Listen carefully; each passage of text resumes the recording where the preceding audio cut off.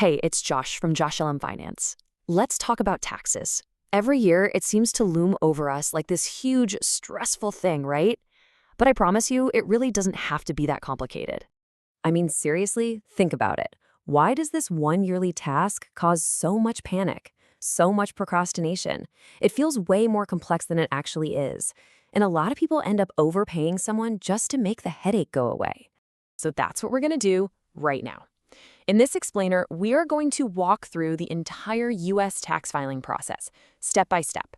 We're skipping all the confusing jargon, all the fear-mongering. By the end of this, you're going to have a clear path and feel a whole lot more confident.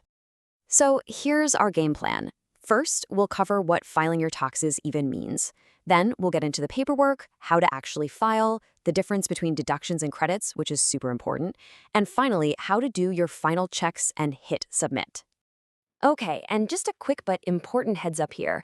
This is me explaining how the system works to help you understand it. It is not official financial or tax advice. Think of this as me just breaking it down for a friend. All right, let's dive right into Section 1. Let's talk about the simple truth behind taxes. Because for most of us, this whole process isn't really that hard. It's just been explained to us in the most confusing way possible. When you really boil it all down, filing your taxes is just 3 simple steps. Seriously. First, you tell the IRS, hey, here's how much money I made. Second, you say, and here's how much tax I already paid through my paychecks. And third, you just settle the difference. Either you owe a little more or you get a refund. That's the whole game right there. So when does all this happen? Well, the IRS usually kicks things off in late January, but the one date you absolutely have to burn into your memory is April 15th. That is the big one, the deadline to get your taxes for the previous year filed. Okay, but what if you're thinking, do I even have to file? It's a great question. Usually if you earn over a certain amount, yeah, you do. But listen to this because it's so important. Even if you don't have to file, you probably should. Why? Because if you had any taxes taken out of your pay, the only way to get that money back is to file for a refund. No file, no refund. It's that simple. All right, on to Section 2, gathering your paperwork. I know, this is the part where everyone's eyes glaze over. But let's not think of it as a chore. Let's think of it as a little scavenger hunt for documents. So around the end of January, you should start seeing these forms pop up in your mailbox or in your email. The big one for most employees is the W-2 from your job. If you did any freelance or contract work, you'll be looking for 1099s. You might also see other 1099s for things like bank interest or stock dividends. Just keep an eye out and collect them as they come in.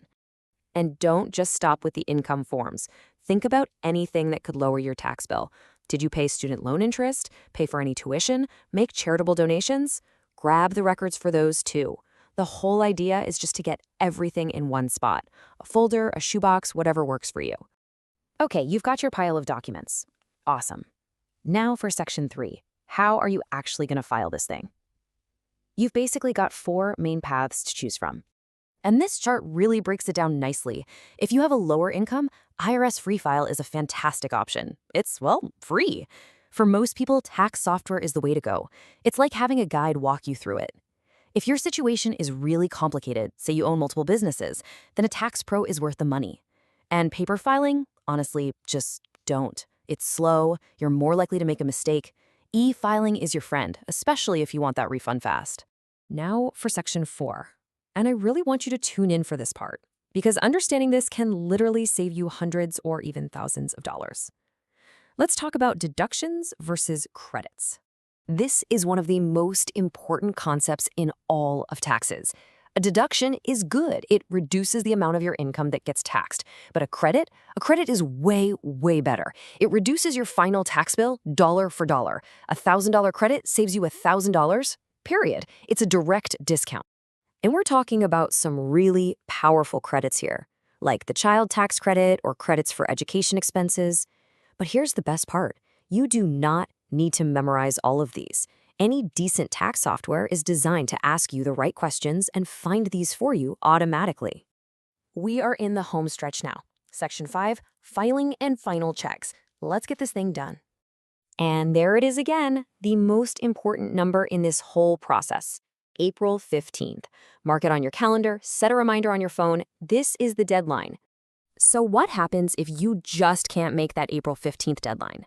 You could file for an extension, but you have to understand exactly what that means. An extension gives you more time to file the paperwork. It does not give you more time to pay what you owe. So if you think you're going to have a tax bill, you still need to estimate it and pay it by April 15th to avoid penalties. And before you hit that submit button, let me save you a potential headache. The things that trip people up the most are usually the simple typos, a wrong digit in a social security number, picking the wrong filing status, forgetting about that little bit of freelance income. Just take 5 extra minutes to double-check your work. It can save you weeks of waiting for your refund. So here's what I really want you to walk away with. Filing your taxes isn't some impossible task. It's not inherently hard. It's just unfamiliar. But once you get the flow down, once you do it once or twice, it stops being this big yearly crisis and it just becomes a normal yearly routine. And hey, if this breakdown helped you out, if it made things a little clearer, do me a quick favor and hit that like button. It really does help the channel, and it helps other people who are probably feeling stressed out find this explainer. And I'm curious, what do you want me to break down next? Should we go deeper on taxes for freelancers and self-employed folks? Or maybe a whole explainer just on maximizing every possible deduction? Drop your ideas in the comments below. I read all of them. And finally, if this was helpful, please subscribe to JoshLM Finance. We're building a whole library of calm, practical money explainers just like this one. And please, share this with someone you know who dreads tax season. You could save them a whole lot of stress. Thanks for watching.